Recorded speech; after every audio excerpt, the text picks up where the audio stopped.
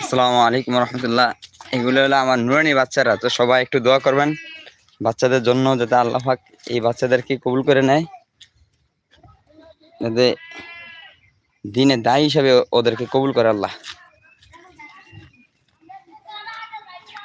হ্যাঁ, তাড়াতাড়ি করো, এখনো গার্ডেনের মধ্যে দেখছি না, আমি আইসা পড়ছি, তারপরও তারা বসে রয়েছে। তাড়াতাড়ি তাড়াতাড়ি যাও, তুমি যাও, তুমি যাও, তুমি যাও, জামা পাল্টাও।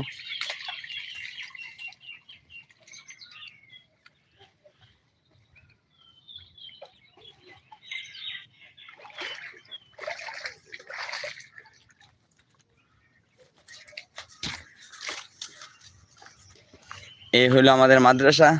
আমাদের মাদ্রাসায় সব আছে, কিন্তু একটা ঘাটলা নাই, একটা গোসলের ব্যবস্থা নাই। অনেক কষ্ট হয় এখানে। শরীয়তপুর আর কি, জায়গাটা শরীয়তপুর গোসাইরহাট।